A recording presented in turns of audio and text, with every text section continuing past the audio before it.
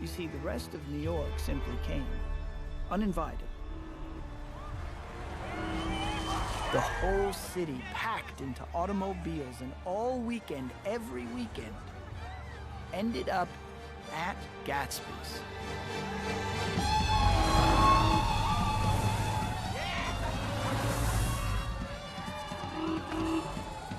And I mean everyone, from every walk of life, from every corner of New York City.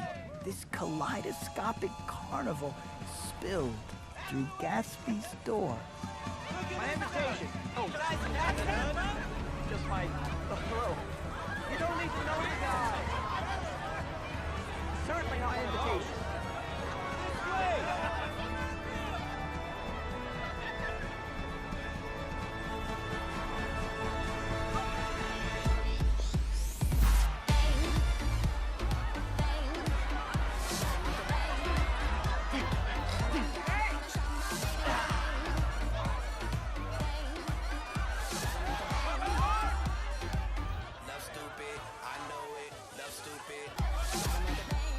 You know where I might find the host, Mr. Gatsby? I live just next door.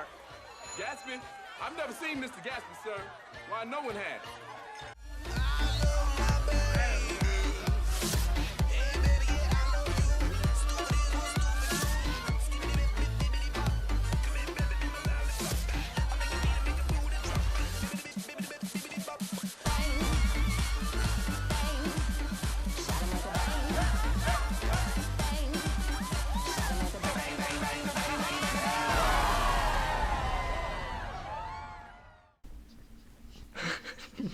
Non mais il faut que je vous cache aussi sur mon écran, sinon je vais pas y arriver. Attendez. Ok. Ouais. Mais qu'est-ce que tu fais, Louis? Ou alors nous on se cache.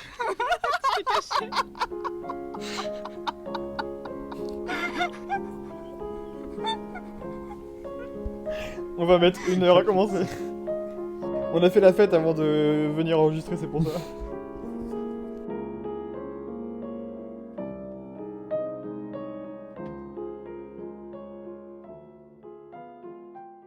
Bonjour et bienvenue pour un nouvel épisode du podcast Inachevé. Le retour du format traditionnel qu'on a abandonné pendant quelques temps, mais on revient en force et un épisode un petit peu spécial aujourd'hui, puisque on vous propose un podcast à 4 voix. Oui, et avec nous aujourd'hui une invitée très très spéciale, Bonjour à tous. Céline, qu'on connaît maintenant depuis, ça va faire 5 ans, depuis 2018. On peut vous introduire brièvement. Céline avec nous est enseignante en littérature anglaise. On peut qu'apprécier le fait qu'aujourd'hui elle nous donne quelques éclairages sur un sujet qu'elle affectionne particulièrement. Et on rappelle au passage qu'elle est spécialiste de Dickens et de littérature victorienne, c'est ça? Mais oui, tout à fait. Mais ce n'est pas de ça dont on va parler aujourd'hui. Rien ne me fait plus plaisir que de m'éloigner pour une fois de mes sujets habituels. On s'éloigne jamais, hein, trop de Dickens Ah. avec vous. Je vais essayer de le caser. Je pense que je vais le caser une fois. J'en suis sûre. Voilà, du coup c'était simplement une petite introduction rapide pour vous présenter un petit peu à tous ceux qui nous écoutent. Et maintenant, je pense que vous pouvez simplement présenter le sujet, un petit peu ce dont on va parler aujourd'hui à nos auditeurs. Donc, merci beaucoup d'être là. Et la parole est à vous. Oui, bonjour Marine, Vincent et Louis. Je suis vraiment très très heureuse de vous retrouver ici. Et merci beaucoup de m'avoir invitée à ce podcast. C'est vraiment un immense honneur pour moi. Mais oui, vous savez très bien que je suis votre plus grande fan et votre fan de la première heure. Voilà. C'est très réciproque. Et donc, je suis extrêmement honorée de participer à un podcast avec vous. C'est un vieux rêve en plus de participer à un podcast. Donc, je me réjouis que ce soit avec vous. Oui, vous m'aviez annoncé le lancement de votre podcast en septembre lors d'un déjeuner qui était plutôt festif, si je me rappelle. Et c'est très très naturellement que le sujet de la fête a émergé. Et il me semble que tous les sujets qu'on avait abordés pendant ce déjeuner, en fait, auraient pu faire un podcast. Ça aurait pu faire un podcast. En soi, on aurait dû s'enregistrer, mais il aurait manqué l'élément principal. N'est-ce pas? Vincent! Oui, Vincent qui était déjà parti à Montréal, donc c'était impossible. Donc on se retrouve dans ce contexte beaucoup plus cadré. En ce qui concerne Louis est alité. Oh non. Voilà, donc lui non plus n'est pas dans le thème. Donc il va nous parler de fête et de mondanité en étant alité. Voilà, si vous mesurez l'ironie, voilà, l'ironie de la situation. Mais c'est très proustien en fait. C'est extrêmement C'est vrai proustien. qu'il ressemble vraiment à Proust comme ça, hein. Mais dans ses derniers instants. Ah, oh. C'est vrai, vous êtes un petit peu vert, Louis. C'est peut-être la lumière qui fait ça. Un peu gris aussi. Non, mais du coup, la fête est très interne pour toi. Oui, voilà, c'est une fête intérieure. Bon, on en parlera sûrement, j'imagine. Et Vincent, est-ce que vous êtes un peu plus dans le thème concernant... Oui, c'est-à-dire que là particulièrement non. J'ai pas fait la fête. Si, j'ai fait la fête récemment, mais là actuellement je suis simplement chez moi entouré de livres, donc c'est un contexte assez calme, on va dire. Mais c'est vrai que il neige et j'avoue que ça me procure quand même une sensation de fête. Vous êtes en fête. Voilà, exactement. Je suis pas dans une fête, mais je suis en fête. Ouais, ouais, je pense qu'on peut dire ça. Mais du coup, est-ce que vous êtes en fête? Ah mais oui, moi je suis complètement en fête. Et disons que je me sens peut-être même plus en fête que lors de certaines fêtes auxquelles j'ai assisté. Et ce qui est amusant, c'était que lors de notre déjeuner de septembre, on a beaucoup parlé de nos fêtes foireuses. Oui, c'est vrai. On a beaucoup parlé de fêtes foireuses, celles où on se sentait en marge, en décalage, spectateur en fait de la fête plutôt que véritable participant. Et on a également évoqué tous nos moments festifs où on se sentait en fête, mais qu'on aurait su définir comme fête. Donc voilà, vous voyez, on est déjà en plein dans le sujet de notre podcast qu'on a intitulé collégialement Le sens de la fête. Donc le sens de la fête et en préparant ce podcast, je me suis rendu compte qu'il était difficile en fait de définir ce qu'était la fête. Donc je pense qu'on va commencer par un petit tour de table. Un petit tour de micro. Et je vais vous poser la question. C'est quand la dernière fois que vous avez fait la fête? Donc on va commencer par Vincent parce qu'on a envie de tout savoir sur les fêtes à Montréal. Les fêtes au Canada. Mais alors, c'est vrai que quand j'ai vu cette question, j'ai pensé très spontanément aux soirées. Ce qui est quand même une occurrence, hein, pour moi, la plus évidente de la fête de nos jours. Donc, spontanément, je me suis demandé quelle est la dernière soirée que j'ai faite. Ce qui n'est pas forcément faire la fête d'ailleurs. Donc, j'ai fait une soirée pour Halloween à Montréal il y a quelques semaines de ça, qui était une grosse soirée, mais malgré tout, j'ai pas eu tellement l'impression d'avoir fait la fête pendant cette soirée. En fait, je trouve que le moment le plus festif, c'était juste avant. C'était juste avant la soirée. Il y a ce moment, cet avant de la fête, qui pour moi était beaucoup plus joyeux, beaucoup plus festif, beaucoup plus imprévisible aussi, et qui contenait cette promesse aussi de la soirée. Mais finalement, une fois qu'on y est, bah, la fête tombe un peu à plat. Donc finalement, pour moi, mon dernier vrai souvenir de fête, c'était ce moment préliminaire, juste avant de rentrer dans ce moment de fête caractérisé, formel, encadré. Donc je pense que c'était bien cette soirée-là, que la dernière fois que j'ai fait la fête, mais pas la soirée en tant que telle. Ah Louis, Ouais. du coup, si tu veux nous parler de tes fêtes. Alors moi du coup ça sera un peu moins développé que Vincent parce que ça fait bientôt une semaine que je suis alité. Mais non, moi c'est plutôt... c'est vrai que moi, j'ai vraiment du mal à penser à la dernière fois que j'ai fait la fête en fait. J'imagine que ça dit beaucoup de choses sur le côté un peu évanescent de la notion et je pense qu'on va en parler ensemble après. Mais c'est vrai que je suis d'accord avec Vincent, il n'y a pas beaucoup d'occurrences très spécifiques comme les soirées ou même des rencontres entre amis ou voilà. C'est pas ces moments-là qui me viennent en tête directement quand je pense à ça, bizarrement. C'est plus, moi, une question de disposition d'esprit. Et ça peut intervenir en groupe ou de manière individuelle. Ouais, donc c'est vraiment ça, c'est plutôt une question de psychologie un peu, limite. C'est Louis qui impose les règles de sa fête à lui. Il a toujours des fêtes solitaires, mais du coup, Bah, ce qui est bien avec Louis, quand on est seul, c'est plus facile. c'est ça. Non, mais tu sais, tu pars toujours dans des fêtes un peu solitaires, mais t'as le chic aussi d'englober les autres au fur et à mesure. Enfin, c'est une fête qui se propage avec toi. C'est très contagieux. Ah, Et voilà. Sans ouais. vouloir Il a la jouer, fête d'accord. contagieuse. sans vouloir faire de mauvais jeux de mots par rapport à une situation. Non, mais ça me fait plaisir. Et Marine? Du coup, moi aussi, je vous rejoins un petit peu Louis et Vincent parce qu'il y a plein de moments où on aurait pu dire que j'ai fait la fête. Récemment, je pensais par exemple au mariage auquel j'ai été c'était des cadres bien préétablis, strictement préétablis, où il était dit qu'on devait faire la fête à tel moment. Lors du mariage auquel je suis allée il n'y a pas très très longtemps, même hier soir, je suis rentrée à 7h du matin, donc d'un point de vue de conscience collective, j'ai fait la fête, mais il y avait une sorte de passivité dans ma façon de faire la fête.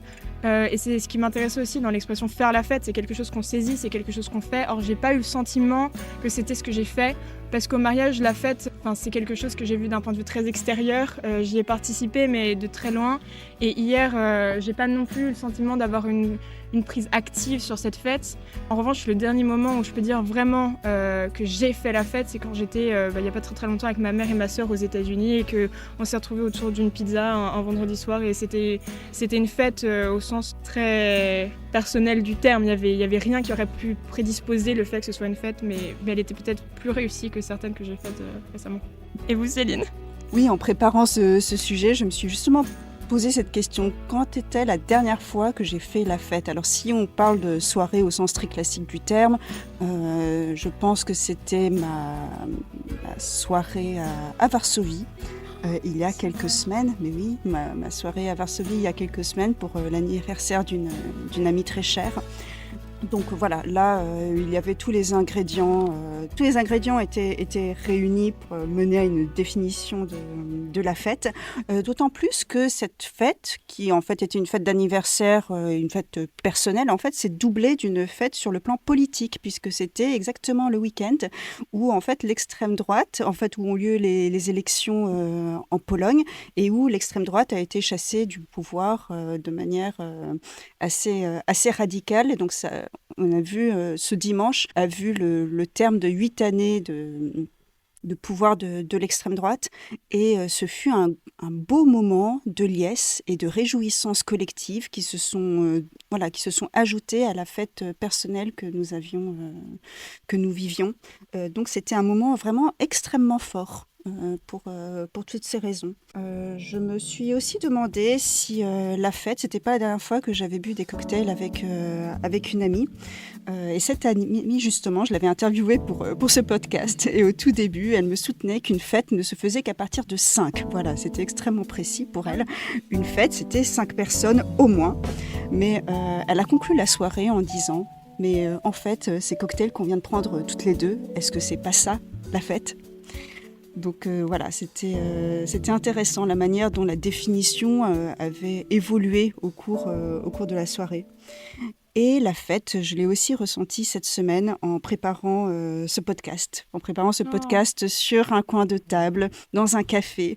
Et là, je m'étais vraiment sentie en fête. Voilà, la fête intérieure, c'était exactement ça. Un beau moment de jubilation intellectuelle et personnelle. Et je me réjouissais à l'idée de vous revoir. Donc, à nous 4... Nous avons pour l'instant du mal à définir les contours de la fête. Nous avons du mal à cerner en fait quel est le sens de la fête. Et la fête semble en fait déborder de son cadre. Mais en fait, n'est-ce pas le propre de la fête? L'excès, en fait, le débordement ne saurait être contenu dans une définition. Ce qui est assez beau aussi. Il y a quelque chose de la fête qui nous échappe. En fait, c'est quelque chose. C'est peut-être pour ça que c'est aussi fascinant, malgré tous nos efforts qu'on peut faire pour la cadrer, la définir. En fait, elle nous échappe. L'esprit de la fête nous échappe. Donc nous allons essayer pendant l'heure à venir d'essayer de la comprendre à 4. Dans un premier temps, puisque vous avez parlé tout à l'heure de votre fête à Varsovie, et du fait que vous aviez du coup mélangé un peu une fête personnelle pour une amie avec une réjouissance un peu politique, ça me fait penser au sens premier de la fête, au sens de la fête révolutionnaire, donc le côté très très politique de la fête, et ça me fait penser aussi à l'article, à ce qu'écrit Mona Ozouf sur la fête révolutionnaire, qui était l'idée de dire c'est une sorte de fête un peu primale, dans le sens où c'est elle qui a bercé nos sociétés, et c'est à partir vraiment de la fête politique, parce qu'elle rassemblait un certain nombre de personnes autour d'une même cause qu'on pouvait définir la fête comme agent structurant de la société. Et du coup, voilà, j'ai trouvé ça très très intéressant la façon dont vous avez conjugué une fête personnelle et une fête qui était finalement peut-être la base même de la façon de vivre en société, de se construire ensemble. Oui, donc c'est vrai que à la base, la fête est celle organisée par le pouvoir. C'est la commémoration d'un fait historique ou d'un fait religieux qui fédère une communauté. En fait, la fête, c'est ce qui vient lier une communauté autour d'un endroit, autour d'un moment, autour de rites en fait qui lui sont propres. Et l'idée, c'est de créer une nouvelle unité, c'est de créer une espèce de fusion, d'une fusion du groupe. Mais je trouve ça amusant que vous ayez évoqué la fête révolutionnaire dont parle beaucoup Mona Ozouf dans son ouvrage, parce que quand on pense à la Révolution française, on a vraiment cette idée de débordement, d'excès, de folie furieuse, de tourbillon, etc., etc. Mais Mona Ozouf explique dans son ouvrage, c'est que la fête révolutionnaire était extrêmement cadrée, extrêmement codifiée. En fait, les révolutionnaires avaient vraiment à cœur de créer des fêtes, ils en ont inventé plein. Il y avait la fête de la Fédération, la fête de l'être suprême, la fête de la jeunesse, de la vieillesse, des époux. Et en fait, c'était des événements extrêmement cadrés, extrêmement normés, ritualisés, organisés, justement, parce qu'il fallait remettre de l'ordre dans la Révolution française, oui, qui était une époque en mouvement. Il fallait donc la fixer et créer une communauté, une nouvelle communauté pour cette nouvelle époque. Donc, ça nous ramène un petit peu aussi à cette idée de fête comme événement très cadré, très, très normé. Je trouve ça hyper intéressant parce que vraiment la Révolution française, c'est un peu une naissance de la société, une renaissance de la société. Et donc du coup, dans le but de créer quelque chose, la fête, je trouve que elle va un peu à l'encontre de ce qu'on pourrait se dire de base, en fait, qui est quelque chose de très spontané, qui est quelque chose qui nous prend comme ça. Alors que là, vraiment, il y a une double volonté de créer et d'inclure autour de soi les gens, alors que vraiment, c'est quelque chose qui est censé se propager de façon un petit peu naturelle, sans vraiment y laisser paraître. Et donc, je trouve ça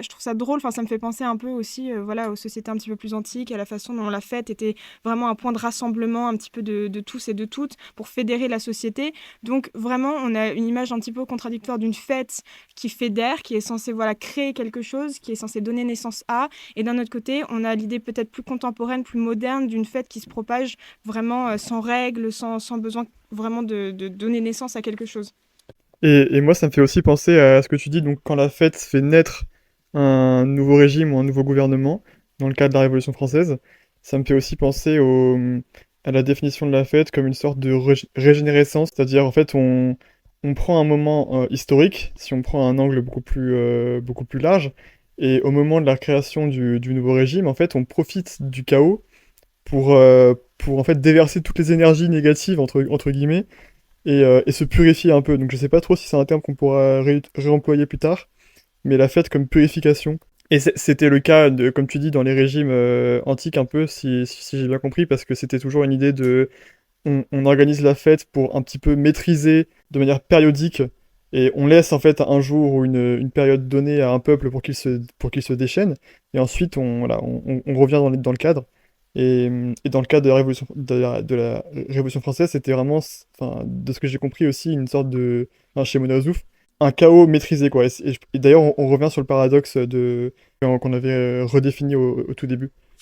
Oui, c'est pour reprendre ce que tu dis, Louis, par rapport à cette idée de régénérescence et de purification. C'est pas complètement absurde aussi d'opérer une relecture de la fête révolutionnaire avec un prisme girardien. C'est-à-dire en fait que la fête devient une commémoration de cette crise sacrificielle qui en plus a quelque chose d'extrêmement sacrificiel dans l'idée de la révolution.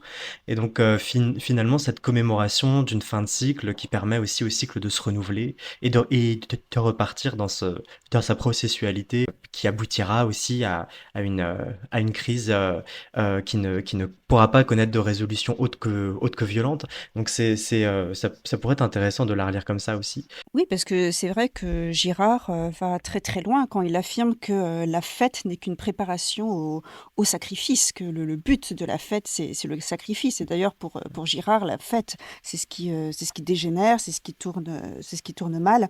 Mais en fait, le le sacrifice, à quoi ça mène? Effectivement, ça mène à une forme de renouveau. La mise à mort des souverains, en fait, est censée emporter avec eux l'ancien monde dont ils sont les représentants. Et donc, le sacrifice est censé promettre une forme de régénération. Et il semble que pour Girard, la fête par essence, c'est celle décrite dans les Bacchantes, la tragédie d'Euripide. Est-ce que vous connaissez cette tragédie? Est-ce que je vois que Louis meurt d'en parler? Non, non. Non, parce que dans la même prépa dans laquelle vous filmez et vous enregistrez le podcast, on a un peu travaillé, il me semble, les vacances. Ah, c'est vrai? Non, avec Ah, moi? rapidement, très rapidement, mais non, c'était en spé théâtre avec Vincent qui était aussi d'ailleurs. Ah, l'aspect théâtre. L'aspect théâtre qui, couplé avec l'aspect anglais, forme le parfait binôme pour un thème comme la fête. Je vois que les talents d'orateur de Louis ne sont pas complètement dissous par la codéine. Et donc, oui, les Bacchantes d'Euripide traitent du retour de Dionysos dans sa ville natale. Et son entrée dans la ville, en fait, il se voit refuser les honneurs qui lui sont dus. Et donc, il décide de se venger. Il décide de se venger en inspirant le délire aux femmes de la cité. Donc, c'est les Bacchantes du titre, qui, en fait, se déchaînent, détruisent les villages, elles massacrent les bêtes, elles pourchassent les hommes. Et elles finissent par se précipiter sur le roi de la cité, pour le mettre en pièces de leurs propres mains. Elles finissent par brandir en fait la tête du roi face à la ville tout entière. Alors ce traitement a un nom, ça s'appelle le sparagmos. C'est un terme qui me fascine beaucoup. Ouais. On en a pas mal entendu parler. Oui. Alors je ne sais pas dans quel contexte. J'ai l'impression que je le recase à toutes les sauces. Ce concept de sparagmos. Mais c'est l'idée de déchirer un corps de ses mains nues. Voilà. Et donc c'est censé être l'aboutissement sacrificiel de la fête qui donc tourne nécessairement mal. Et donc oui, on a gardé en fait ce fantasme de la fête qui dégénère, la fête qui est hors de contrôle, la fête qu'on ne maîtrise pas, qui déborde, excessive, etc., etc. Mais dans les faits, est-ce que c'est vraiment quelque chose qu'on vit nous ? C'est quelque chose qui est très présent dans notre imaginaire collectif et c'est quelque chose qui est beaucoup mis en scène dans des films, dans la littérature, oui, tout à fait. Mais en réalité, est-ce que c'est quelque chose dont on fait vraiment l'expérience ? Je pense pas nécessairement de façon aussi charnelle. Oui, dans le est-ce sens, que vous avez déjà déchiré de vos quelqu'un mains nues ? J'ai jamais déchiré quelqu'un de mes mains nues, mais en revanche, en fait, la fête, depuis le début, c'est vraiment la célébration de la victoire, mais aussi, à mon sens, c'est le rappel d'une défaite toujours, de ce qu'on détruit. Et je trouve ça hyper intéressant parce que c'est quelque chose qu'on fait toujours, en fait. Enfin, même quand il y a une victoire d'un parti politique, etc., il y a toujours une fête qui s'ensuit, une fête qui est préorganisée, comme si voilà, il fallait nécessairement que la destruction de quelque chose donne naissance à une sorte de célébration. Donc du coup, c'est quelque chose qui est très perméable dans notre société, c'est quelque chose qu'on vit au quotidien. Et donc la déchirure, c'est pas une déchirure nécessairement aussi charnelle que ce qu'on a pu évoquer, mais c'est quelque chose qui est très structurel. On déchire vraiment quelque chose pour donner naissance. Enfin, c'est vraiment au sens purement physique, une naissance de quelque chose. On va déchirer l'enveloppe première pour célébrer autre chose. Oui, et ce qui est intéressant aussi dans la question de Céline, c'est justement le fait que quand on parlait tout à l'heure de nos exemples de fêtes plus ou moins foireuses ou des moments qu'on avait plutôt envie de considérer comme des fêtes, la question ce serait de savoir si c'était comparable à ce dont on parlait en termes de sparagmos. Est-ce que la raison pour laquelle on a préféré ces moments-là, c'était parce que c'était des raisons un peu de lâcher, d'un manque de maîtrise justement, là où les instants un peu de soirée, de mariage étaient étaient très codifiés. Est-ce que le sparagmos se limite aussi juste à une explosion des règles et du coup dans un cadre beaucoup plus moderne, qu'est-ce que ça voudrait dire aujourd'hui? Vincent va répondre. Franchement, je suis intéressé par ta question, mais j'ai aucun élément de réponse, Louis. C'était pas une question lancée. C'était une question ouverte, hein. C'était pas une question adressée. Voilà.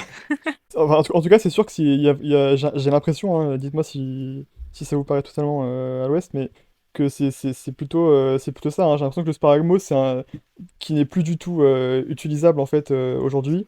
Il a été un petit peu Et on le reconverti. regrette. Certains le regrettent, mais Et est-ce qu'il y aurait pas quand même une forme d'autodéchirement dans le sens quand même? Parce que c'est peut-être un petit peu cru de le dire, mais c'est un terme qu'on entend en soirée. Je suis déchiré, par exemple. Parce qu'il y a quand même cet élément qui est quand même commun à toutes les fêtes, c'est quand même l'alcool. Que ce soit dans les occurrences antiques, il y a toujours le vin, il y a quand même toujours l'alcool. Et je pense qu'aujourd'hui, on n'hésite pas à se déchirer quand même soi-même avec de l'alcool, ce qui est souvent une manière très artificielle d'introduire une forme de débordement. J'ai l'impression que même aujourd'hui, surtout aujourd'hui, ces débordements, ils sont aussi prévus, ils sont presque encadrés aussi, parce que on introduit une espèce d'appel au débordement avec l'alcool et on s'attend à ce que ça déborde aussi. Et donc finalement, personne n'est surpris quand il y a des excès qui n'étaient pas vraiment attendus parce que C'était prévu. voilà, c'est ça. Mm. Et donc, je pense qu'il y a peut-être un sparadramus très contemporain dans l'autodéchirement de soi-même avec ces excès de l'alcool ou de la boisson ou même d'autres substances. Mais ça, Louis pourrait nous en parler peut-être. je sais pas si vous avez vu la pub dans le métro, enfin d'ailleurs partout, pas que dans le métro, mais il y a un film qui va sortir là qui était à Cannes l'année dernière. Moi je l'ai pas vu, hein. Mais c'est juste le titre qui m'a un peu fait rebondir là-dessus. Il s'appelle How to Have Sex. Tout le monde en parle parce que c'est un peu un film qui a fait scandale parce que c'était le premier film d'une réalisatrice, il me semble. Et le titre est hyper parlant en fait. Apparemment c'est l'histoire d'un groupe de jeunes en fait qui vont en Grèce et toute la structure du film en fait se base sur comment en fait la découverte de la sexualité est hyper codée en fait. Même dans les fêtes c'est très codé. Et voilà, ça me faisait aussi penser à ça. C'est vraiment la règle appliquée à tout ce qui est organique, à tout ce qui devrait être naturel en fait. Alors pour le coup, j'ai entendu parler du film il y a assez peu de temps. Je l'ai jamais vu non plus, mais c'est vrai que j'ai eu des retours par rapport à ça. Mais c'est clair que je trouve qu'il y a quelque chose d'assez intéressant dans la façon dont on essaye de toujours structurer des expériences humaines et sociales. J'ai d'ailleurs pas mal d'anecdotes, mais je sais pas du coup si ça évoque quelque chose d'autre à Céline ou à Vincent. Alors là, je pense à deux anecdotes. Moi, ce dont vous parlez, ça me fait un petit peu penser à ma première expérience des campus américains lorsque je suis partie aux États-Unis voilà, pendant une année universitaire. Et j'avais été extrêmement surprise le premier week-end de la rentrée de voir des ambulances circuler sur le campus, en fait, et même des camions de pompiers qui étaient prêts, enfin, alors que la fête n'avait pas encore commencé. Mais on les voyait déjà circuler dans le campus parce que ils savaient, c'était prévu que les jeunes Américains qui n'avaient jamais eu accès à l'alcool avant justement leur rentrée universitaire, euh, il était prévu qu'ils boivent à en faire un coma éthylique, voilà, pour le dire très, très franchement. Et l'université avait prévu ça, en fait. Et donc, ce moment de débordement, en fait, rien n'était plus cadré par les institutions. Ma deuxième anecdote, alors elle est elle est un peu plus personnelle. J'avais été quelques jours à Berlin pour rendre visite à des amis qui vivaient là-bas. Et donc, en y allant, moi, je n'avais qu'une chose en tête. Voilà. Enfin, j'étais prête à aller. J'étais prête à faire la fête. J'étais prête à aller dans un de ces fameux clubs berlinois, voilà, qui font toute la réputation de la ville. Donc voilà, moi, voilà, j'étais prête. Mais je me suis vue opposer un refus ferme, définitif, sans appel, de la part de mes amis, pour qui c'était complètement inconcevable de m'introduire dans ce type de fête. J'avais demandé à être introduite dans ce type de fête et ils avaient complètement refusé, en me disant, grosso modo, que je ne rentrerais jamais, que c'était tout à fait impossible, qu'il n'y avait rien qui allait chez moi, Et je voyais bien qu'ils étaient désolés. J'ai supplié, hein. J'ai dit que j'étais prête à tout, que j'étais prête à me déguiser, que j'étais prête à parler allemand. Enfin voilà. Gros sacrifice. Voilà, c'est gros. Et en fait, pour eux, c'était complètement inconcevable de m'introduire dans ce type de soirée. Donc voilà, j'ai été me consoler en allant boire des bières dans un beer garden. Et c'était vraiment très très bien aussi. Et à ces amis qui ont voulu préserver mon intégrité morale et physique, je les remercie et je les salue s'ils m'écoutent aujourd'hui. Mais ce dont je m'étais rendu compte, c'était que ces fêtes berlinoises qui sont censées être vraiment la définition même du lâcher-prise, de la perte de contrôle, du débridement le plus complet, le plus total, en fait, ces événements étaient très cadrés et n'y entrait pas qui voulait. Mhm. Et ce paradoxe m'avait beaucoup frappé et vexé à l'époque. Ah oui, je compatis pleinement pour le coup. Alors après, moi, J'ai pas d'expérience personnelle comme ça, mais ce qui m'a vraiment frappé dans ce que vous avez dit, c'est le fait de dire j'étais prête à faire la fête. C'est comme s'il y avait toujours une idée d'aller vers la fête et de la saisir et d'y aller en étant préparée intellectuellement et physiquement, en étant prête à faire ce qu'il faut pour en faire partie. Ah oui, je voulais faire tous les efforts. Voilà, Même parler allemand. même parler allemand. Alors que, enfin, je sais pas, moi j'ai cette idée de fête comme un spectacle, comme quelque chose qu'on regarde, comme quelque chose qui presque s'admire, parce que c'est quelque chose qui est tellement de l'ordre du lâcher-prise que, en fait, il n'y a pas de préparation possible. Et je trouve ça hyper intéressant, ce paradoxe entre le lâcher-prise et quelque chose qu'on code et qu'on prépare en amont. Et moi, ça me faisait aussi penser un peu à la lettre, vous savez, je crois que vous l'aviez mis en référence, mais la lettre de Rousseau. Ah oui, à la lettre D'Alembert. d'Alembert, oui, oui. Où la fête, c'est aussi... Il y avait cette nuance entre la fête comme spectacle avec le théâtre, quelque chose qu'on regarde sur scène, quelque chose qu'on regarde depuis une estrade, et d'un autre côté, cette fête qu'on vit, où on est pleinement partie intégrante, où on est acteur finalement.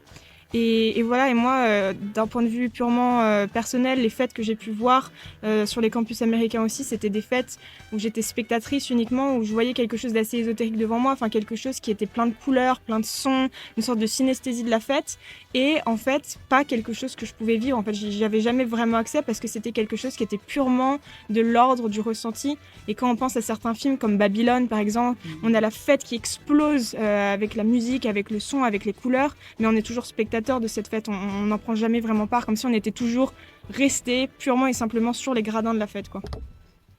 Oui, tout à l'heure, je parlais de ce fantasme de la fête qu'on retrouve beaucoup en film, au cinéma et en littérature. Mais en réalité, il y a aussi beaucoup d'œuvres qui parlent de ce que c'est que d'être témoin de la fête, qui parlent des exclus de la fête. Et j'ai deux exemples, un bien connu évidemment, qui est celui de Gatsby le Magnifique, Ouais. de Fitzgerald, où en fait Nick Carraway est complètement extérieur à la fête, où il se sent très très mal à l'aise, il ne sait pas à qui parler, il ne sait pas où se mettre, il est complètement extérieur voilà, à tout ce déchaînement. Et l'autre exemple bien connu aussi, c'est le film La Dolce Vita Oui. de Fellini, où Mastroianni est un chroniqueur mondain qui ne fait qu'observer la fête pour écrire ses articles, pour en faire le compte-rendu dans son journal à sensation, et qui se promène avec son air désabusé, son air triste dans les fêtes dont il fait part, mais dont il est aussi exclu.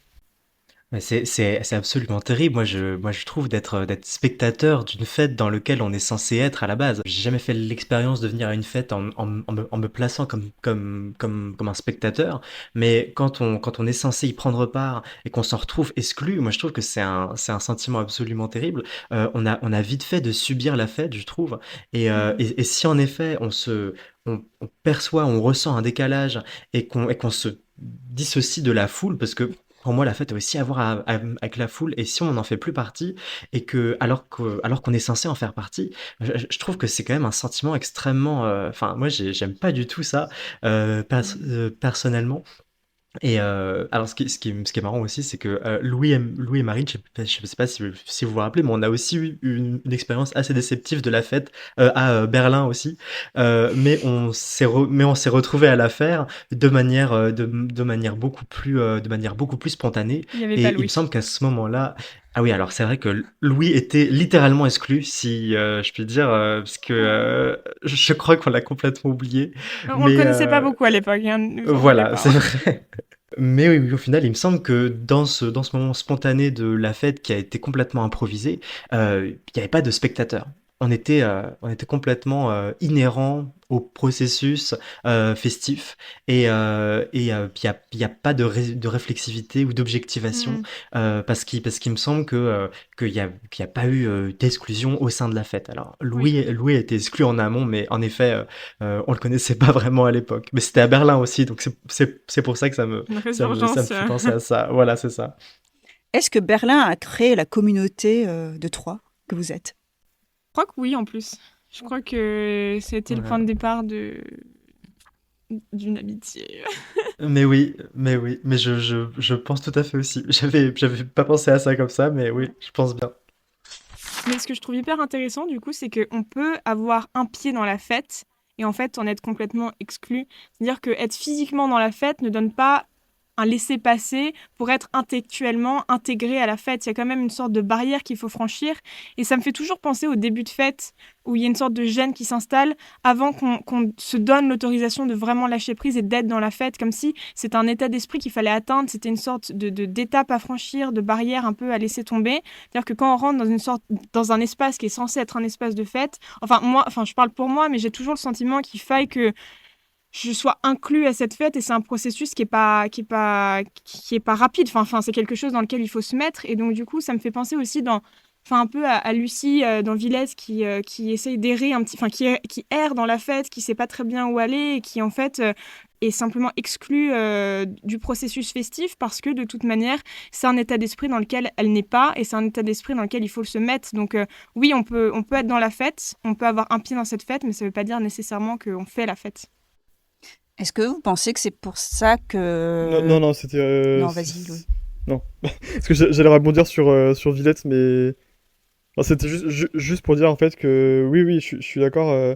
Mais dans Villette, comme dans plein d'œuvres, il y a toujours ce personnage qui découvre la fête un peu comme un spectateur. Mais souvent, il y a toujours quand même un peu de participation à la fête plus ou moins assumée. Alors, dans Villette, elle parcourt les allées du jardin dans la nuit et malgré tout, elle se sent appartenir à une communauté alors qu'elle ne parle à personne. C'est quand même intéressant aussi de voir comment est-ce qu'elle se positionne elle-même. C'est comme si elle faisait la fête toute seule, mais entourée en fait. Il y a quelque chose de très contagieux aussi à la fête. Enfin, je parlais de la difficulté qu'on avait à y rentrer, mais il y a quelque chose, il y a un moment donné aussi, on est pris par la fête, qu'on le veuille ou non. Et alors bon, ça peut être le fait de consommer certaines Oui, je me substances. demandais justement si l'alcool et les drogues, en fait, ne servent pas à créer une communauté. La rentrée dans Enfin, la fête de plein ouais. pied, en fait. D'y Mm. être Ce qui est le intellectuellement. cas dans Villette en plus, parce qu'elle Oui. est plus ou moins droguée. Mhm. Plus ou moins.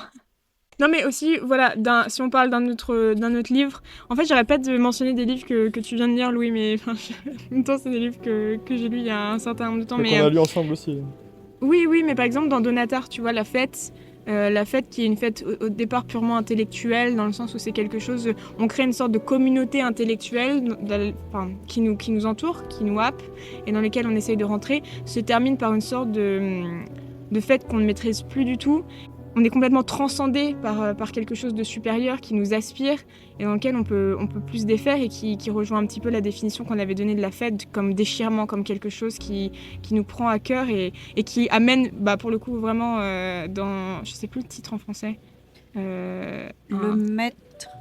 Le maître des illusions. Des illusions. Oui, voilà, c'est le ça. maître des illusions est un déchirement, au meurtre, donc il y a quelque c'est- chose de très physique et C'est- charnel. Oui, Bah, il y a une bacchanale. Oui, dans- pour le coup. oui, oui. Mais elle n'est pas Ouais. explicite. Ce que je veux dire, c'est qu'il y a aussi beaucoup de choses Elle qui est se passent rapportée. à l'extérieur. Et je trouve ça hyper intéressant que la fête, on n'ait pas nécessairement toujours les mots pour en parler. On la rapporte de façon assez indirecte parfois aussi. Parce que d'ailleurs, c'est pour ça qu'en lendemain de soirée, quand on a vraiment fait la fête, on a, pas nécessairement de photos sur son téléphone, donc pas de preuve de la fête, mais si on a des difficultés à en parler, parce que c'est difficile de raconter un moment d'égarement pur. Oui, c'est-à-dire, ça dépasse le verbal, quoi. La fête, c'est souvent ce qui a à voir avec le corps, les mouvements du corps, la danse. Et effectivement, est-ce qu'à partir du moment où on peut intellectualiser, est-ce qu'on peut intellectualiser la fête? Est-ce qu'on peut mettre des mots sur la fête? Moi, ça me fait penser à un film que vous connaissez peut-être. Alors, en français, c'est Very Bad Trip. Ah oui. En anglais, The Hangover. C'est très étrange d'ailleurs que le titre anglais soit un autre... Titre Oui, anglais, ouais. ah oui, c'est vrai, absolument. Je ne sais pas comment il s'appelle en québécois. Tu nous diras, Vincent. Ah bah je crois que c'est très mauvaise soirée ou un truc comme ça. Il faudrait que je vérifie, mais je l'ai vu, j'ai vu le titre il y a peu de temps et ça m'avait vraiment choqué. Donc ouais, c'est. Mais oui, ce principe que on va essayer de reconstituer la fête à partir de maigres indices, à partir comme des détectives. En fait, ils se comportent un petit peu comme nous. Ils partent à la recherche du sens de la fête, plutôt du sens que leur fête a pris. Et donc, oui, effectivement, l'intellectualisation. Est-ce que c'est pas l'opposé de la fête? Depuis tout à l'heure, on essaie de définir ce qu'est la fête. Est-ce que la verbaliser n'est pas le contraire de la fête? Ouais. Je sais pas. Bah, je pense qu'il y a quelque chose d'intrinsèquement... c'est compliqué de la rapporter, c'est compliqué de simplement poser des mots dessus. Donc oui, à partir de ce moment-là, on ne vit la fête que quand on ne la comprend pas nécessairement aussi. Et puis ça me fait penser, vous identifiez Céline, mais sur un sujet beaucoup plus précis, mais la fête à un vortex, à un tourbillon, dans votre article. Moi, je trouvais ça extrêmement parlant, mais même de manière un peu plus large, c'est que c'est un espèce de mouvement auquel on adhère quand on y est. Mais en effet, est-ce qu'on peut raconter un vortex? Est-ce qu'on peut expliquer un À moins tourbillon? Donc, à moins de se retrouver dans l'œil du cyclone, effectivement. voilà, exactement. Ouais, ouais, c'est vrai. Je viens d'ailleurs de regarder le titre en québécois de Very Bad Trip, c'est Lendemain de veille. Voilà, c'est quand même. Lendemain de veille? C'est très bizarre. Ouais, ouais. Mais de veille au sens de quoi? Bon. D'être resté réveillé? Oui, Ok. oui, je pense que c'est ça. Ouais, oui. Bah, sinon, ça veut pas Bah oui, dire mais grand-chose. le Enfin, voilà. québécois, Moi, ça veut pas dire... c'était une petite parenthèse, hein, mais voilà. Lendemain de veille? Je crois pas Non, que- mais parce que ça me fait forcément penser à veiller, faire attention. Enfin, Mm. c'est très surprenant. Mais oui, effectivement, les lendemains de fête, ça fait partie intégrante de la fête. Et d'ailleurs, ça peut ou faire partie de ces moments de licence dont on parlait plus tôt. C'est-à-dire, c'était Vincent qui avait commencé l'émission en parlant justement de la dernière fois qu'il avait fait la fête, c'était avant la fête. En Ouais. fait, c'est ce qu'on appelle en anglais américain pre-game. C'est ça, Before. Un before. un before. Ouais. Ouais, d'accord. Et donc le after. Mais voilà, ce qui est frustrant, c'est que même ces moments de liberté, ces moments de jeu, en fait, sont conceptualisés. Les before et les after. On va faire un after. Et je trouve que ça vient gâcher la fête quelque part, que Ouais. ces moments-là soient si spécifiquement définis et cadrés. Alors moi, je pense à un lendemain de fête bien connu, hein, c'est celui de Pinocchio, n'est-ce pas? Ah oui. Vous savez, dans Pinocchio, à un moment, il arrive sur... c'est une île qui a différents noms selon les versions. Dans Disney, c'est l'île enchantée. Je crois que pour mais oui, avec les Carlo... ânes. Mais oui, pour Carlo Collodi, c'est... alors, je sais plus si c'est l'île aux jouets ou l'île aux joujoux, où il arrive avec plusieurs petits camarades pour faire la fête. Et d'ailleurs, le Disney est assez étonnant en la Oui. matière, parce qu'on le voit... on les voit en train de boire de l'alcool. Enfin, je rappelle quand même que ce sont des enfants et que c'est un film à destination des enfants. Donc on les voit boire de l'alcool, on les voit jouer de l'argent. Oui, c'est vrai. Et donc sur cette île absolument merveilleuse où ils ont la permission de faire tout ce qui leur passe par la tête. Et on les voit aussi graduellement se transformer en ânes. Et le lendemain de fête, dans Pinocchio, c'est d'aller travailler dans des mines de sel, d'aller travailler dans des cirques sous la forme d'ânes. Alors Pinocchio y échappe parce qu'il n'est pas un vrai petit garçon, donc il n'a que, il me semble, des oreilles d'âne. Il n'a que des oreilles d'âne, mais c'est quand même assez parlant. Est-on puni d'avoir fait la fête? D'un point de vue très basique, il y a quelque chose de très bestial aussi avec la fête. Enfin, c'est quelque chose qui parfois échappe aussi à ce qu'il y a d'humain, où tout est pensé, où on a un contrôle sur ce qui se passe. Donc déjà, la fête aussi, on avait parlé, il me semble, la dernière fois, mais ça me fait penser au songe d'une nuit d'été. Mais oui, absolument, j'allais parler de ça. Vous qui connaissez bien le songe d'une nuit d'été, vous savez ce que représentent les ânes. Mais... Oui, c'est tout à fait vrai. Mais du coup, oui, enfin voilà, il y a toujours une sorte d'animalisation aussi de celui qui fait la fête et qui va trop loin et qui du coup en perd les limites physiques, corporelles et qui se transforme graduellement enfin comme si l'humain ne pouvait pas faire la fête de lui-même et qu'il fallait aller plus loin, dépasser certaines limites pour pouvoir d'un coup y prendre part vraiment quoi. Parce que cette transformation graduelle, donc Pinocchio c'est que les oreilles, mais les enfants graduellement on les voit se transformer vraiment en âne. La fête est complète quand ils sont vraiment quand ils sont vraiment devenus ânes, c'est-à-dire, voilà, dans l'imagination collective, l'âne, c'est l'animal bête par excellence. Donc, c'est ce qu'on disait tout à l'heure par rapport à la verbalisation, l'intellectualisation, etc. Donc, on fait vraiment la fête lorsqu'on se transforme en âne. Et l'âne, enfin voilà, vous qui connaissez bien le songe d'une été, l'âne, c'est pas n'importe quel animal. Voilà, il est associé à la sexualité. Et donc, effectivement, la fête, c'est vraiment... est-ce que c'est vraiment s'incarner dans un corps? Voilà. Évidemment, ça va jusqu'aux relations sexuelles, ce qui est aussi le propre de la fête. Quand on pense aux soirées. Et donc oui, Pinocchio, moins innocent qu'il n'y paraît. C'est vrai. Mais tous les Disney sont un peu comme ça. Quand on pense à Peter Pan et la fête aussi, c'est pas non plus très... La fête chez Peter Pan? Oui. Quand ils sont sur l'île, à un moment donné, avec les sirènes, enfin, Peter Pan fait la fête avec les sirènes, ce genre de choses. Est-ce que ça dégénère? C'est à deux doigts. Mais comme quoi, la fête n'est pas si innocente qu'il y paraît. Enfin, je pense pas qu'on ait qualifié déjà la fête d'innocente, mais de base, on a l'impression que les enfants sont toujours un peu en fête, que ce sont toujours eux qui sont festifs parce qu'ils n'ont pas de regard nécessairement sur ce qui se passe à l'extérieur. Donc on voit pas pourquoi il y aurait une sorte d'empêchement à vraiment faire partie de la fête. Mais et puis surtout, les enfants, voilà, c'est ceux qui n'ont pas encore de normes, de cadres, qui n'obéissent pas encore...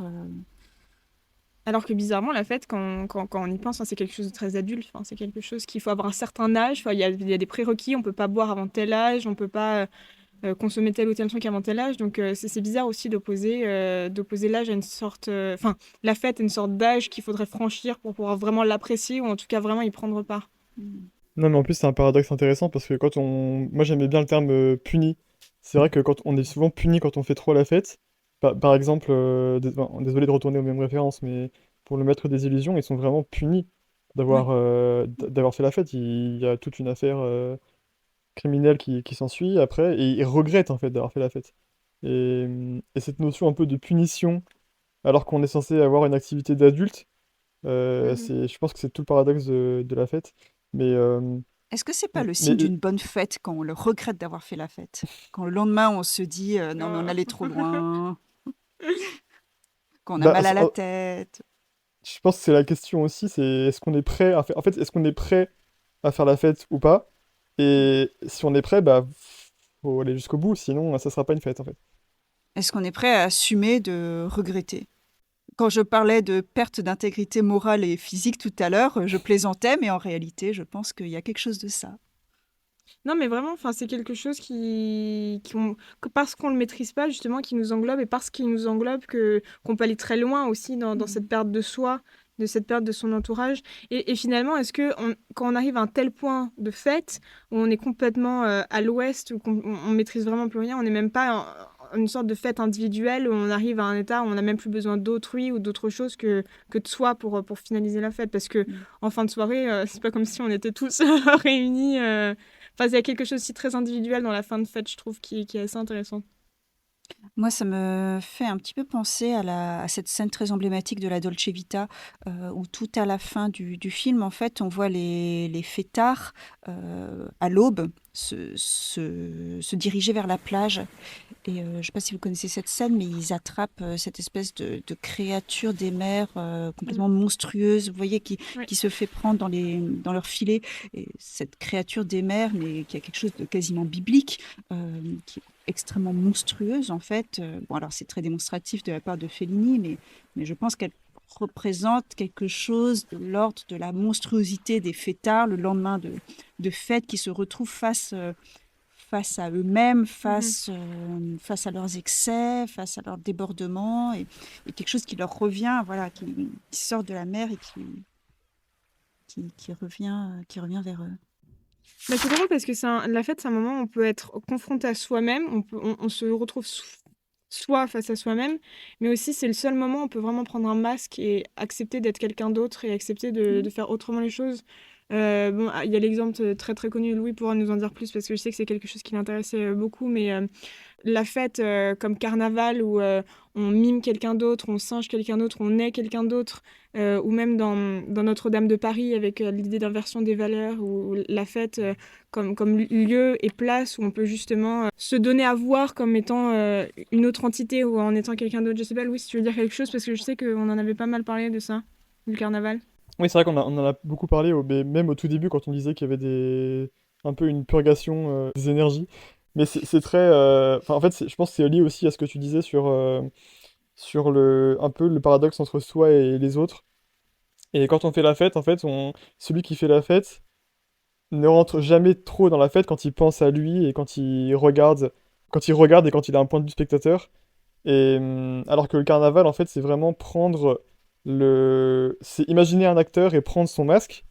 Et c'est exactement ça qui se passe en fait dans toutes les activités carnavalesques. Et ça a aussi un lien désolé, je vais faire mon petit laïus musical, mais ça a aussi un lien en musique parce que en fait, c'est tout le débat qu'on avait aussi sur est-ce qu'on vit la fête ou est-ce qu'on la regarde? Et est-ce qu'on peut poser des mots sur la fête? Et si on peut poser des mots, ça veut dire qu'on l'a pas vraiment vécu. Bah, c'est comme en musique, parce qu'en musique, si on pose des mots sur la musique, on l'a pas, en fait, on ne peut pas poser des mots sur la musique, c'est pas possible. C'est la musique ou rien. Et la fête, c'est un peu la même chose, c'est la fête ou rien. Et le carnaval, c'est un peu la manifestation ludique de cette dynamique entre soi et les autres, j'ai l'impression. Parce qu'on n'a pas parlé de Bakhtin, mais du coup...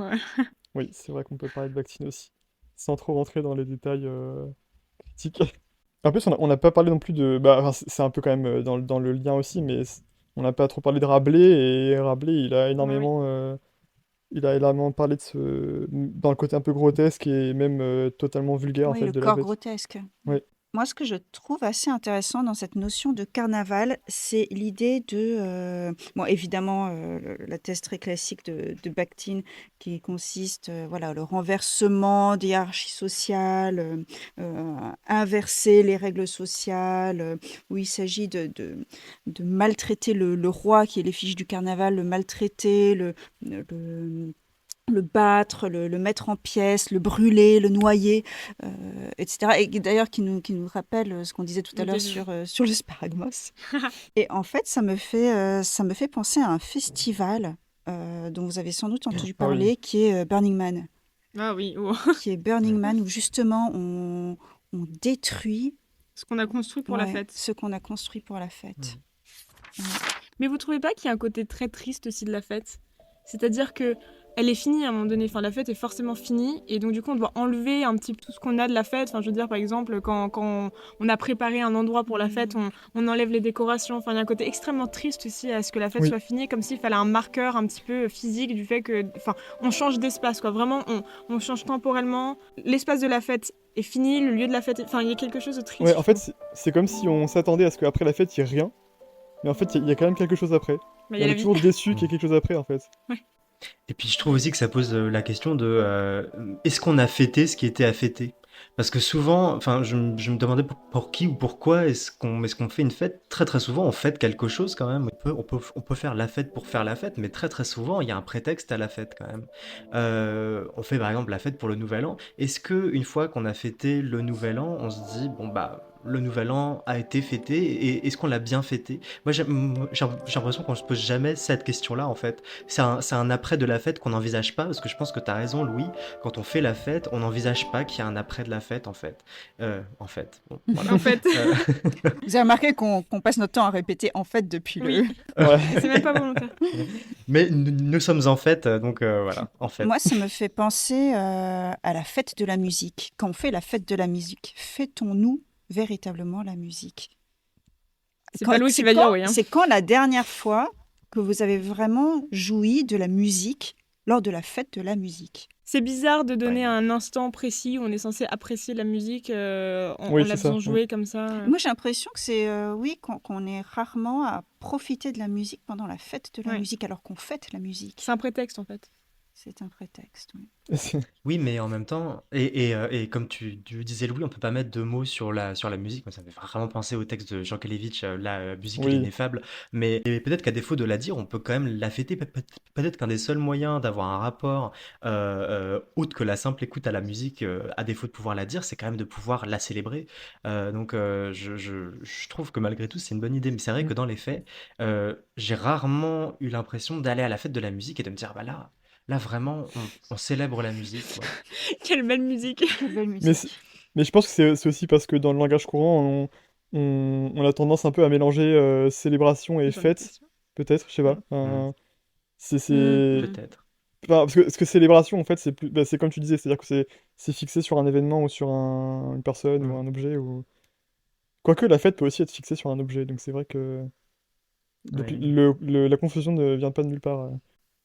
Mais est-ce que, moi, c'est une question que je vous pose. Quelle est la dernière fois que vous avez fait la fête juste pour faire la fête, sans qu'il y ait d'objet, sans que vous fêtiez quelque chose?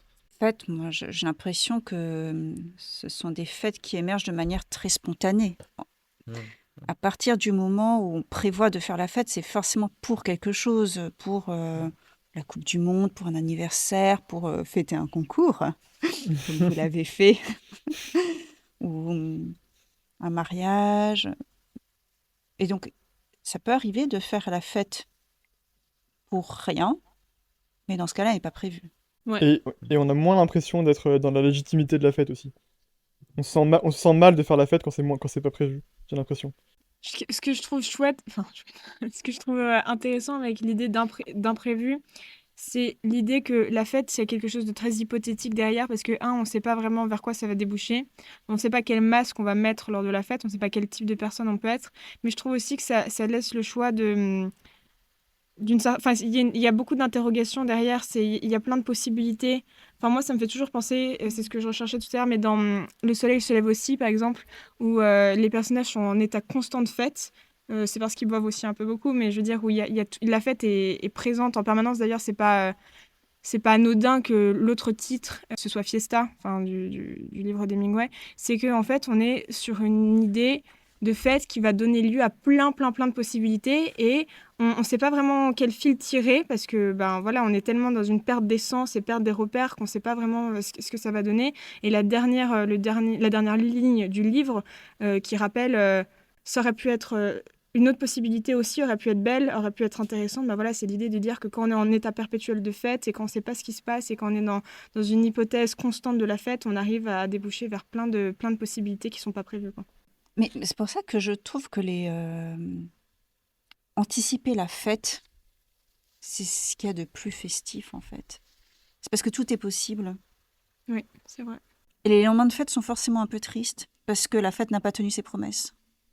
Oui, parce qu'il faut aussi accepter que la fête n'est pas un état permanent et que il faut retourner à la vie. Et comme si la fête était une sorte d'espèce d'énorme parenthèse qui mettait la vie de côté et que d'un coup on devait la reprendre. Et je trouve que c'est toujours très triste de reprendre sa vie telle qu'on l'a laissée. D'accepter en fait que voilà, C'est la une fête... parenthèse et que ça n'a rien changé en fait. En fait, la fête ne change pas grand-chose à nos vies Ouais, elle change rien.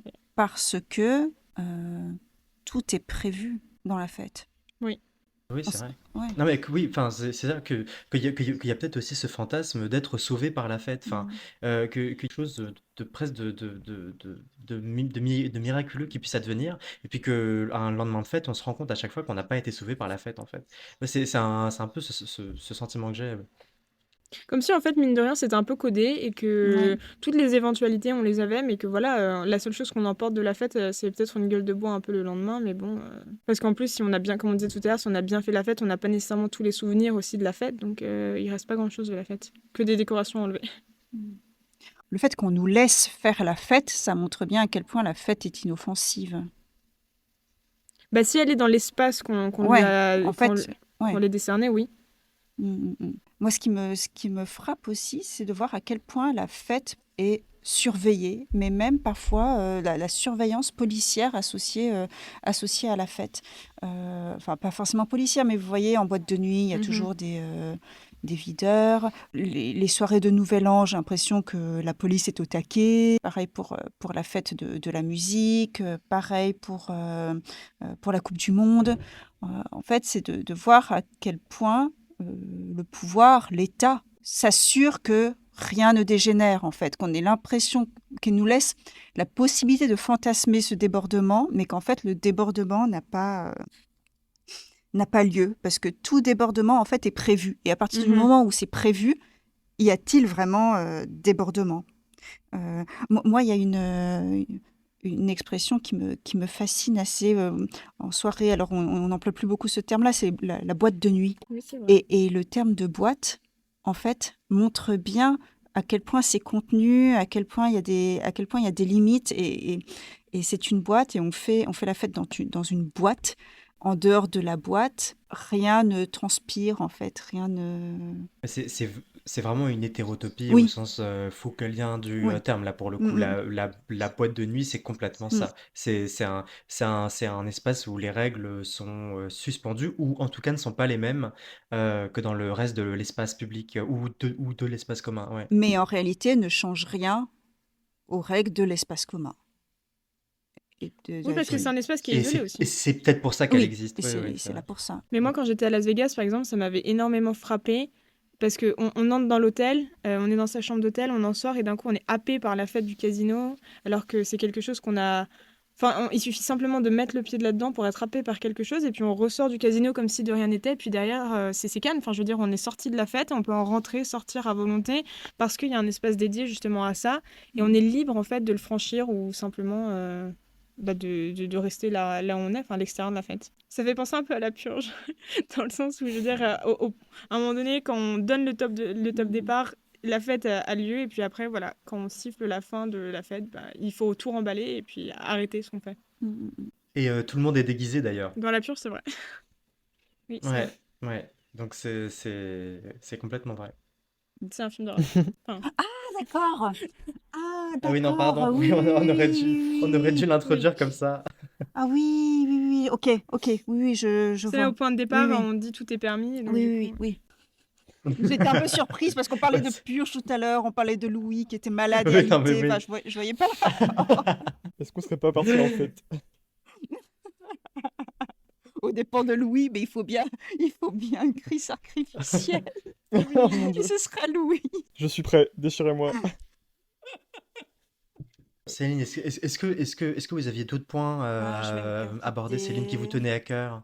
Ah oui, alors toute l'industrie liée à la fête. Bah, la boîte Euh, de nuit, sans... Ouais, sans voilà, doute on a un peu. parlé, c'est vrai qu'on a parlé de la Hmm. boîte de nuit, c'est l'industrialisation de la fête et on a l'impression que la fête va à contre-courant alors que est-ce que est-ce que faire la fête dans un monde qui industrialise la fête, c'est vraiment aller à contre-courant. Et je pensais à Ouais. tous ces espaces Mm. dédiés à la fête. Bon, on parlait des boîtes de nuit, mais Ibiza, par exemple, bon, Berlin, quoi d'autre Amsterdam, où en fait on est une société extrêmement hédoniste, ce qui est exploité par nos institutions en fait. Mais vous voyez aux États-Unis l'endroit où on peut acheter des costumes et se préparer pour la fête qui s'appelle Party City. Party City. Oui, comme si en gros on rentrait dans un espace un petit peu en dehors de la civilisation, dans une ville qui célèbre la fête et Ouais. on y achetait ce qu'on voulait. Et ensuite, hop, on retourne vers un espace plus civilisé pour ensuite retourner vers l'espace de la fête. Moi, ce qui me, voilà, en parlant de commerce, etc., moi, ce qui me frappe aussi, c'est l'envers de la fête qui est souvent assez triste. Pendant que certains font la fête, d'autres travaillent. et voilà, on pense, justement, je parlais tout à l'heure des videurs de boîtes de nuit, on peut aussi parler c'est quand même un milieu qui est associé au trafic de drogue, parfois à la prostitution, ou en tout cas, voilà, au commerce des corps.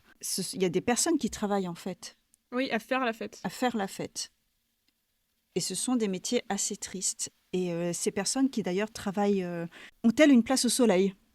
Justement, toutes ces personnes qui travaillent la nuit. Elles n'ont pas leur place dans la fête, en fait. C'est ça qui est étrange. Ouais, elles n'ont pas la place dans la fête. Ce serait choquant de les voir vraiment au sein de la fête. Ouais. Comme quoi, c'est vraiment beaucoup plus réglementé, comme on l'avait dit au début, qu'on ne le pense. Enfin, parce qu'il y a des choses qui choqueraient dans la fête, alors qu'on pourrait penser que la fête, c'est ce qui choque. En fait, il y a quelque chose d'assez tyrannique dans la fête. Est-ce qu'on peut dire oui, que je du pense coup, la que- fête est finie pour nous? Oh, Oh non. Oh oh non. non, on va rentrer. Est-ce Non, qu'il y la aura, vie. est-ce qu'il y aura des traces de ce moment? Mais oui, il y aura ce podcast. Il y aura le podcast, Bah oui, qui est la seule preuve de la fête. Ouais, qui est là, en témoignage de notre fête, non pas intérieure, mais notre Non. fête à quatre voix, Ah, c'est beau. Ouais. auquel nous espérons que vous avez participé également. Tous ceux qui écouteront seront aussi en fête. Mais oui. C'est une fête qui se propage. Et ben du coup, merci beaucoup d'avoir participé au podcast avec nous. Ça nous a fait super plaisir. Ouais, ça fait merci hyper longtemps qu'on énormément. essayait d'organiser quelque Mm. chose comme ça. Parce que on savait Ouais. qu'on voulait inviter un invité extérieur, mais on a tout de suite pensé à vous. Mais ce fut Et un puis, véritable honneur et ça a tenu toutes ses promesses, contrairement à la fête. Voilà, j'ai trouvé que ce moment dépassait absolument toutes mes attentes, y compris les moments non enregistrés, mais qui se sont produits en dehors du cadre. Et c'est une Ouais. bonne chose si ça n'a pas été enregistré, que ça reste... Oui. Comme quoi, les meilleurs moments sont ceux où on n'a pas Oh, ce nécessairement- podcast il est pas mal. Oui, aussi. c'est vrai. Ouais. Eh bien, merci encore, Céline. Je pense que c'est le mot de la fin. Je pense qu'on a fini ce podcast sur des mots. Tu l'avais J'arrive toujours préparé. pas à prononcer ce mot sur une note, on l'espère, assez festive. Je vais dire au revoir à nos auditeurs. Hein. Retrouvez-nous très, très bientôt. Et on vous préviendra pour le prochain podcast inachevé. Et Voilà. que la fête continue. Avec vous. Et sans vous.